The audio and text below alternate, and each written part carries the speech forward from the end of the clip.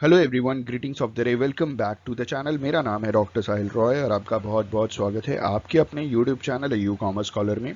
दोस्तों, आज की इस वीडियो में हम बात करेंगे यूनिवर्सिटी ऑफ इलाहाबाद के बीकॉम पार्ट 2 के फाइनेंशियल मैनेजमेंट सब्जेक्ट के बारे में।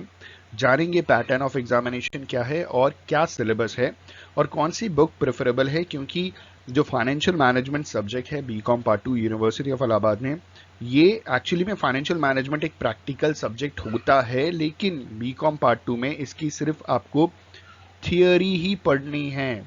ये बहुत डिफिकल्ट सब्जेक्ट है फाइनेंशियल मैनेजमेंट, जो पोस्ट ग्रेजुएशन लेवल पे पढ़ाया जाता है, क्योंकि उसमें बहुत सारे न्यूमेरिकल्स पूछे जाते हैं। आपको सिर्फ थियोरी ही पढ़नी है। तो हम सजेस्टेड रीडिंग्स में बताएंगे कि कौन सी किताब आपके लिए बेस्ट रहेगी। जानते हैं एग्जामिनेशन पैटर्न क्या है। एग्जामिनेशन पैटर्न वही है, 100 मार्क्स का क्वेश्चन पेपर होगा, 3 आवर्स का आपका एग्जाम होगा। 100 मार्क्स का क्वेश्चन पेपर दो सेक्शन में बटा है। एक सेक्शन ए है जो 20 मार्क्स का है, दूसरा सेक्शन बी है जो 80 मार्क्स का है। सेक्शन ए में 20 नंबर का एक कंपलसरी क्वेश्चन पूछा जाएगा, या 10-10 नंबर के दो कंपलसरी क्वेश्चंस पूछे जाएंगे, दोनों थियोरी होंगे, ठीक है, और दोनों करना अनिवार्य रहेगा 20 नंबर के लिए। सेक्शन बी में 6 क्वेश्चंस पूछे जाएंगे 20-20 नंबर के, जिसमें से कोई भी 4 क्वेश्चंस आपको अटेम्प्ट करने हैं आउट ऑफ 6 क्वेश्चंस, ताकि आप 80 मार्क्स स्कोर कर सकें। आइए जानते हैं सिलेबस में क्या क्या हमें तैयार करना है।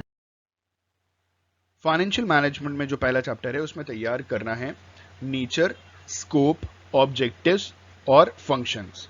जो दूसरा चैप्टर है उसमें तैयार करना है फाइनेंशियल डिसीजन मेकिंग में relevance and objectives, wealth maximization versus profit maximization, basic dimensions of financial decisions, risk and return।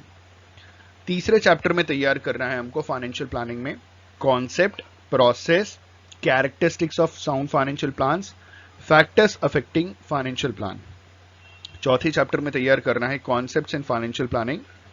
इसमें trading on equity, capital gearing, sources of capital, long term capital, short term capital, सब cover करना है।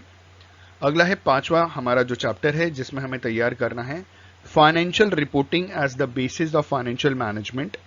इसमें पढ़ना है हमको structure of financial statements, statement of financial position जिसमें balance sheet पढ़ना है, स्टेटमेंट ऑफ अर्निंग जो है हमारा इनकम स्टेटमेंट, इसे तैयार करना है।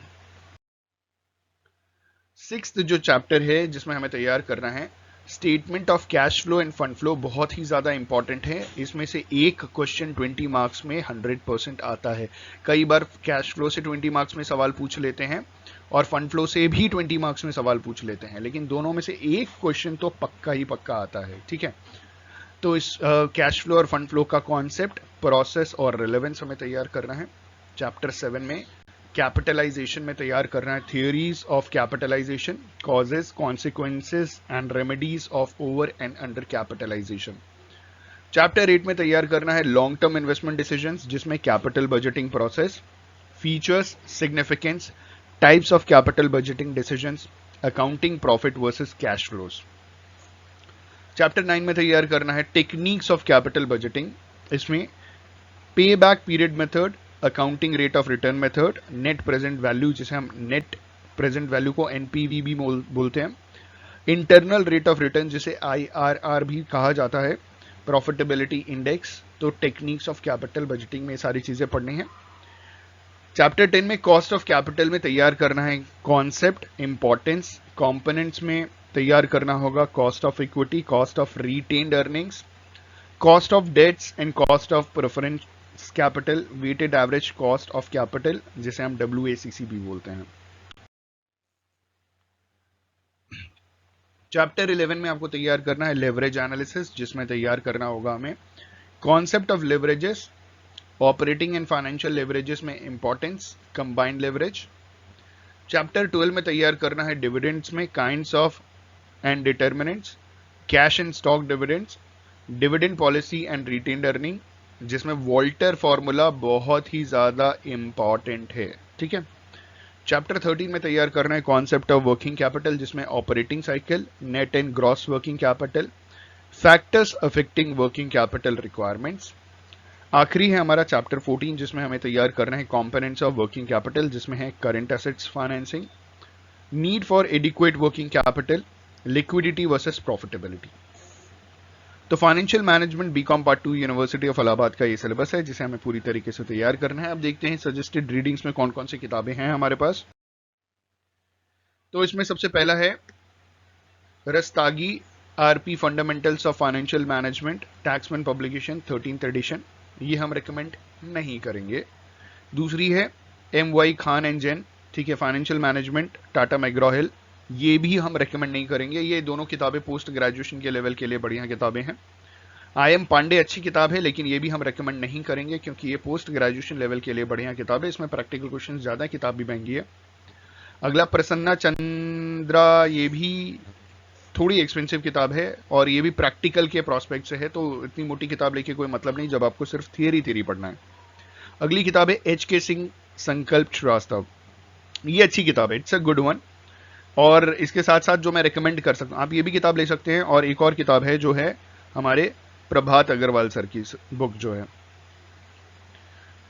तो आप ये प्रभात अग्रवाल सर की अगर आप बुक ले लेंगे तो ये बेस्ट रहेगी। पहले नंबर पे ये हम बोलेंगे और दूसरे नंबर पे एच के सिंह सर। एच के सिंह सर की जो किताब है वो बहुत पुरानी किताब है, बहुत अच्छी किताब है, लेकिन ये रिवाइज नहीं हुई क्योंकि 2019 में आपका सिलेबस रिवाइज हुआ। प्रभात सर की किताब सिलेबस के हिसाब से हर बार रिवाइज होती है, ठीक है। तो 2019 का जो सिलेबस है उस हिसाब से रिवाइज हुई है। इसमें इंपॉर्टेंट क्वेश्चंस भी आपको मिल जाएंगे, पास्ट ईयर क्वेश्चंस भी मिल जाएंगे, ठीक है। साथ ही साथ आपको हर चैप्टर का इंट्रोडक्शन भी मिल जाएगा, कंक्लूजन लिखना, क्योंकि आपको 20 मार्क्स के क्वेश्चन में इंट्रोडक्शन और कंक्लूजन लिखना जरूरी है, तो ये दोनों चीजें आपको यहाँ पे भी मिल जाएंगी, इंपॉर्टेंट क्वेश्चंस भी मिल जाएंगे। टेलर मेड सिलेबस है, यूनिवर्सिटी के हिसाब से as it is syllabus frame किया गया है, तो वो सारी चीजें भी मिल जाएंगी। तो प्रभात अग्रवाल सर की किताब बेस्ट है, हम भी इसी से पढ़ाते हैं, आप भी ये ले सकते हैं।